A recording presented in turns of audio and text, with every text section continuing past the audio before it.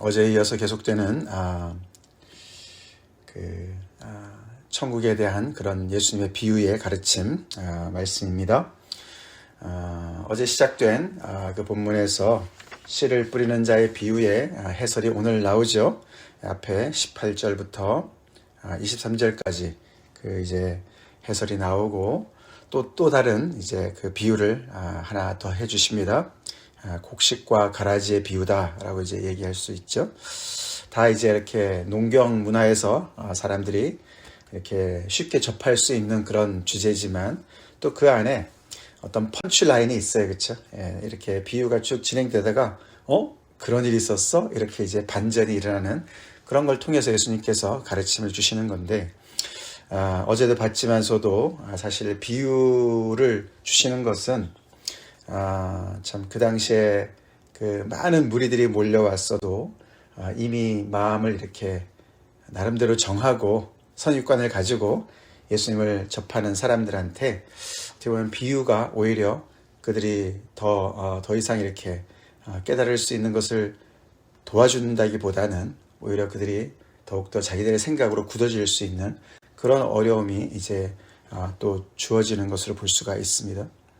그렇지만 이 해설은 또 이제 그 비유를 더 알고자 하는, 그렇죠?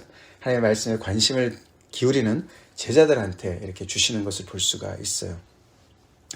그래서 받은 자는 더 많이 받게 되고 없는 자는 있는 것까지 빼앗기는 그런 역할을 이 비유가 하는 것을 볼 수가 있습니다. 저는 감사하죠. 이렇게 오늘 비유의 해설을 들을 수 있으니까 참 감사합니다. 그래서 어저께 그 씨 뿌리는 자도 한 사람이고, 그렇죠? 그리고 같은 씨를 뿌리는데 결과는 이렇게 천양지차로 나타났습니다. 그렇죠? 네 가지로 크게 밭을 이렇게 다르고 거기에 결과가 다른 것을 이야기했는데 오늘 그것을 예수님께서 자세하게 설명을 해 주십니다. 그러면서 우리가 좀 살펴볼 때 참 씨가 땅에 떨어져서 결실을 맺는 것, 그것도 100배, 60배, 30배의 결실을 맺는 것이 그렇게 확률적으로 따졌을 때 굉장히 그렇게 쉽지 않은 확률인 것을 알 수가 있어요. 그렇죠? 왜냐하면은 그 씨가 잘 성장해서 이렇게 정말 결실을 맺기까지 많은 그 경쟁자가 있음을 알 수가 있습니다. 그렇죠? 그 경쟁자가 오늘 이렇게 등장을 합니다. 첫 번째 경쟁자는 뭐죠? 비유에서는 새라고 그랬어요. 그렇죠? 새가 와서 씨를 먹는데 오늘 해설에는 그 새가 악한 자라고 이야기를 합니다. 그렇죠? 악한 자. 악한 자는 밑에 보면 원수라고도 표현을 하죠. 곡식과 가라지에서 원수가 등장을 해요. 사탄이죠. 사탄이 우리가 듣는 말씀을 빼앗아 갈 수도 있는 것을 이야기하고 있습니다. 또 다른 경쟁자는 뭐가 있습니까? 앞에 비유에서는 해라고 얘기했는데 해가 돋을 때 그 해가 뭐라 그랬습니까? 환난과 박해라고 그랬습니다. 환난과 박해. 그 다음에 가시떨기는 뭐죠? 가시떨기는 세상의 염려와 재물의 유혹. 이 모든 것들이 말씀의 경쟁자인 것을 알 수가 있어요. 그 모든 것을 다 이겨야만, 그렇죠? 이 말씀이 잘 자라서, 이 씨가 잘 자라서 결실을 맺는 거예요. 그러니까 사실 우리가 그러니까 말씀을 이렇게 듣는 자리에 굉장한 영적인 전쟁이 있음을 알 수가 있어요. 그렇죠? 말씀을 우리가 편하게 듣고 있지만 이 말씀을 우리가 들은 다음에 내가 어떻게 하느냐에 따라서 어떤 마음 자세로 이 말씀을 접하느냐에 따라서 이런 엄청난 여러 가지 일들이 벌어지고 있어요. 영적인 세계 속에서.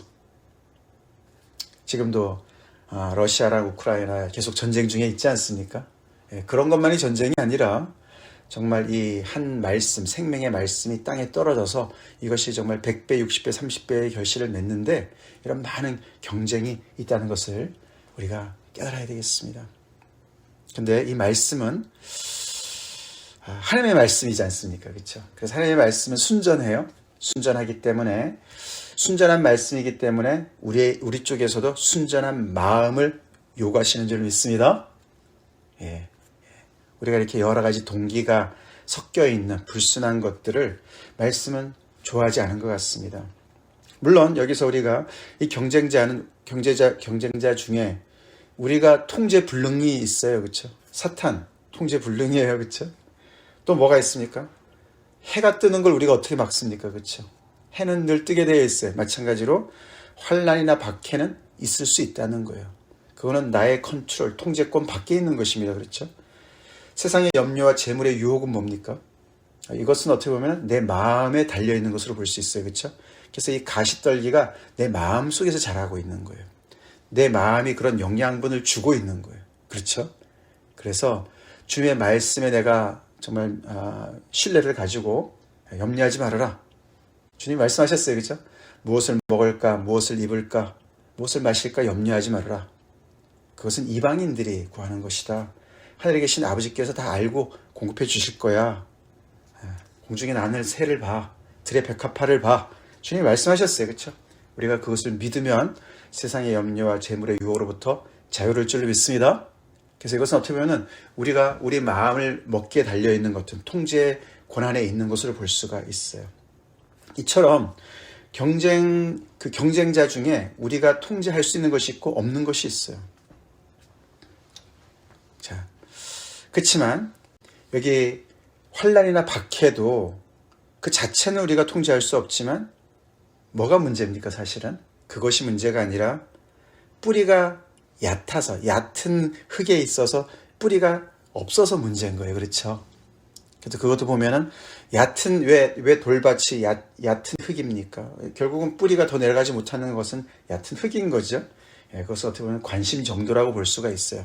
그렇죠? 하나님의 말씀 우리가 즉시 기쁨으로 받지만 그 말씀이 어느 정도 자라다가 딱 저지선에 있는 거죠. 그렇죠? 돌밭인 거예요. 마음이. 그만큼 관심을 우리가 거기까지만 딱 두는 것이죠. 하나님의 말씀이 더 이상 우리 안에 침투해 들어오지 못하도록 우리가 사실은 저지하고 있는 것을 볼 수가 있어요. 근데 그것이 계속해서 말씀이 계속해서 뿌리를 내릴 수 있도록 우리가 계속 좋은 환경을 우리의 마음의 밭을 그렇게 만든다면 뿌리가 깊이 내려가서 환난이나 박해가 온다 하더라도 해가 뜬다 하더라도 견딜 줄로 믿습니다. 그렇죠? 그리고 여기 악한 자도 마찬가지입니다. 악한 자도 우리가 불가항력적인 것이긴 하지만 이게 순서를 잘 보면은 말씀을 듣고 깨닫지 못할 때라고 얘기해요. 그냥 말씀이 뿌려지자마자 이게 새가 와서 채가는 것이 아니죠. 그렇죠? 채가는 것이 아닙니다. 말씀을 들었는데 깨닫지 못할 때, 우리가 어저께 해설과 연결해 볼 때 깨닫고자 하는 마음이 없을 때 그렇게 볼 수가 있어요. 그래서 이미 마음의 어떤 그런 편견과 나름대로의 그런 치우친 마음을 가지고 있는 상황에서 그냥 말씀을 건성으로 들을 때 그런 뜻이죠. 그럴 때 악한 자가 와서 채간다. 그렇게 얘기를 하고 있습니다. 그래서 그렇게 따져보면 이 말씀이 잘 자랄 수 있도록 우리가 최적 환경을 만들 수 있는 모든 어떤 주도권이 어떻게 보면 나한테 있음을 볼 수가 있어요. 내 자신에게 있음을 볼 수가 있습니다. 그래서 말씀을 내가 청종하고 사모하고 갈급해하고 그럴 때는 그 말씀을 사탄도 뺏어갈 수 없음을 믿습니다. 그렇습니다. 환난과 박해도 어떻게 할 도리가 없는 것을 믿습니다. 능히 이길 수가 있습니다. 세상의 염려, 재물의 유혹 있지요. 가시떨기가 자랄 수도 있죠. 그렇지만 우리가 거기에 믿음을 발휘하면서 우리의 마음의 영양분을 말씀에 더욱더 드린다면, 그렇죠? 우리의 관심과 우리의 믿음을 말씀의 능력에 둔다면 가시떨기도 없어질 줄로 믿습니다. 결국은 내가 말씀을 어떻게 듣느냐가 결정을 한다는 거예요. 여기서 한 가지 우리가 또 생각해 봐야 될 것이, 말씀은 우리로부터 인격적인 반응을 중요시한다는 것이죠. 그렇죠? 그렇게 볼 수가 있죠. 말씀이 능력이 있죠. 그렇지만 말씀이 능력이 있지만 그 말씀의 능력은 나의 믿음을 통해서 나타납니다. 나의 마음의 밭에 그 올바른 반응을 통해서 나타난다는 거예요. 고장난명이란 말이 있어요. 그렇죠? 손바닥 하나로 손뼉을 칠 수가 없어요. 그래서 하나님은 항상 우리로부터 바른 반응을 요구하세요. 기대하세요. 말씀이 능력이 있다고 해서 악한 자가 새가 날라와서도 탁 채갈라 그럴 때 말씀이 스스로 피하지 않습니다. 그렇죠? 그리고 이렇게 뿌리가 자라다가도 우리의 어떤 그런 그 돌 같은 마음속에 딱 저지를 당하면은 더 이상 우리 안으로 침투하지 않습니다. 그렇죠? 말씀이 능력이 있으면 돌도 뚫어야 될 것 같은데 그렇게 안 하세요. 말씀이 인격체이기 때문에 그렇습니다. 하나님의 말씀이 우리로부터 인격적인 반응을 요구하시기 때문에 그렇습니다. 그리고 말씀이 능력이 있지만 가시떨기에 초킹당해요. 신기하지 않습니까? 그렇죠? 하나님의 말씀이 어떻게 가시떨기에 초킹을 당합니까? 이렇게 옥죄어가지고 숨이 막혀서 죽습니까? 말씀이 죽을 수도 있어요. 왜요? 내가 더 세상의 염려, 재물의 유혹 이런 것에 더 마음을 쏟으니까 우리가 하나님의 말씀을 등한히 여기니까 말씀이 그렇게 시들어서 죽는다고 얘기를 합니다. 그만큼 하나님의 말씀은 우리의 full attention을, 온전한 집중을 요구한 줄을 믿습니다. 그래서 우리가 말씀을 들을 때 정말로 영적인 전쟁에 임하는 자세로 들어야 돼요.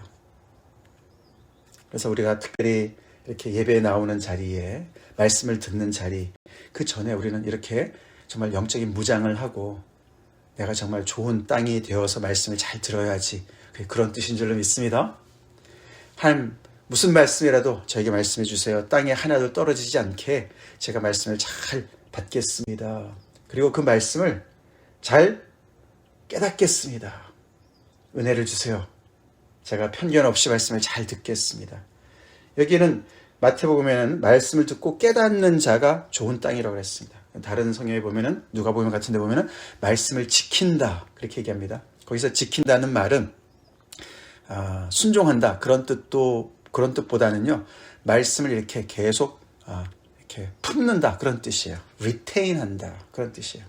지킨다. 거부하지 않고 이렇게 품고 있다 그런 뜻이에요. 마치 스펀지가 물을 품고 있듯이 그런 뜻입니다. 그래서 이 말씀을 사랑해서 이렇게 embrace, 품고 있는 거예요. 내가 계속 내가 나한테 이렇게 말씀을 내가 밀어내지 않고 다 이렇게 품고 있습니다. 최적 환경을 만들어가면서 품고 있어요. 그래서 말씀이 역사할 수 있도록 그런 뜻입니다. 그래서 말씀 우리가 또 외우기도 하고 쓰기도 하고 그런 이유가 거기 있는 거죠. 그렇죠? 말씀 우리가 기억력이 우리가 정말 없을 수도 있습니다. 그렇죠? 어제 들은 말씀 생각도 안 날 수도 있어요. 그렇죠? 우리가 다시 되뇌고 이런 묵상을 하는 이유가, 묵상이라는 뜻이 바로 그런 것이죠. 되새김질이라는 뜻이에요. 묵상이라는 말은. 되새김질하는 이유가 뭡니까? 그 말씀을 우리가 리테인하기 위해서, 내가 품기 위해서 그런 거 아닙니까? 그렇죠? 그래서 그 말씀, 나에게 주신 말씀을 계속해서 내가 곱씹어 보며 되새김질하면서 그 말씀이 자랄 수 있도록 최적 환경을 만들고, 이런저런 자꾸만 그 과정 속에서 그 경쟁자가 나타날 때마다 믿음으로 물리치고, 아멘? 그럴 때 그 말씀이 놀라운 능력을 행할 것이다 라는 것이죠. 오늘 우리 매일 성경에 옆에 해설이 나와 있습니다. 좀 마음에 안 들어요. 저는 개인적으로. 그 해설이 너무 이제 적용에 치중한 그런 해설입니다. 물론 이제 이 말씀은 우리가 말씀을 전파할 때, 전도할 때 이렇게 정말 그 결실이 적다. 그러니까 너무 낙심하지 마라. 그런 뜻도 됩니다만 그것이 주된 내용은 아니죠. 주된 내용은 아닙니다. 내가 어떻게 말씀을 받느냐가 주된 내용인 줄로 믿습니다. 먼저는 내가 말씀을 잘 받아서 그 말씀이 내 속에서 100배, 60배, 30배 결실을 맺도록 합시다. 아멘? 그것이 먼저예요. 그것이 먼저입니다. 그 다음에 우리가 정말 이런 것을 통해서 내가 스스로 말씀을 잘 받아서 그 말씀이 내 속에서 역사하는 능력을 우리가 체험한 다음에 점점 더 우리 또한 이렇게 말씀을 전파하는 사람이 될 수가 있겠죠.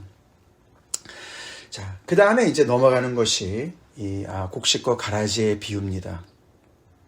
여기서는 이제 이것도 이제 해설이 내일 본문에 나와요. 내일 37절부터 43절이 나오기 때문에 좀 더 자세한 해설은 내일 하기로 하고요.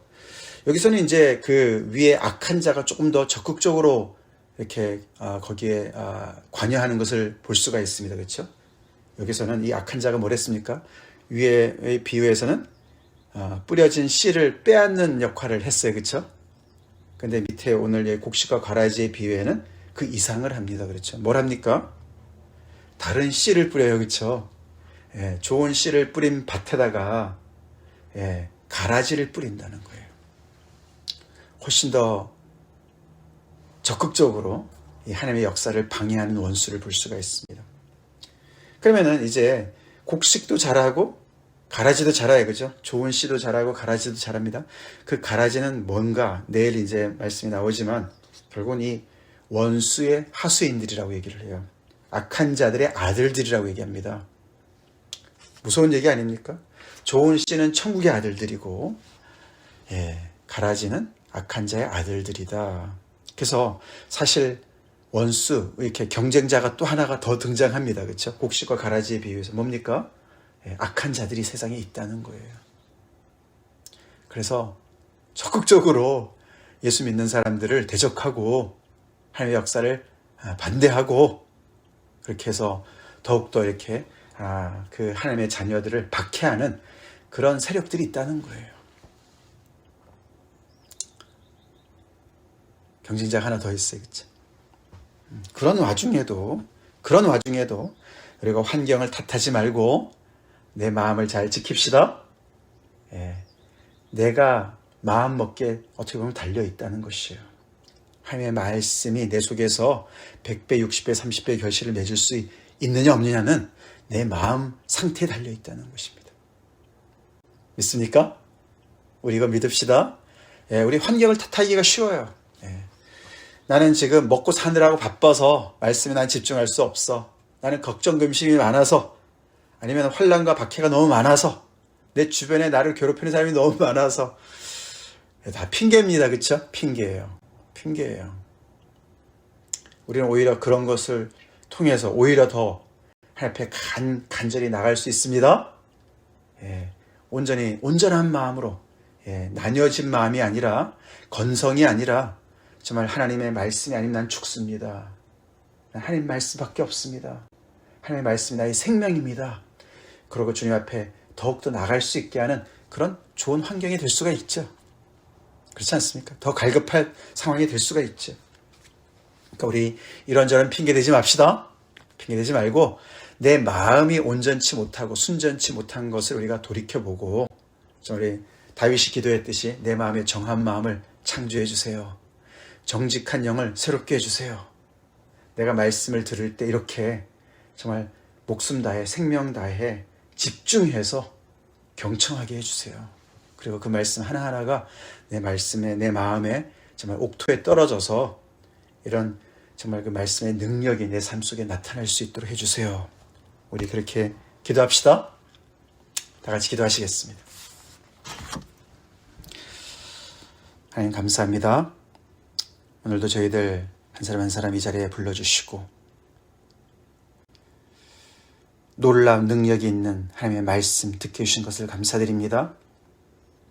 하나님 오늘 들은 말씀이 저희 마음밭에 옥토에 떨어지게 도와주시고 우리가 그 말씀을 잘 품고 아버지 경쟁자들을 물리치며 그 말씀이 결실할 때까지 주님 앞에 집중하는 그런 집중력을 허락하여 주시옵소서.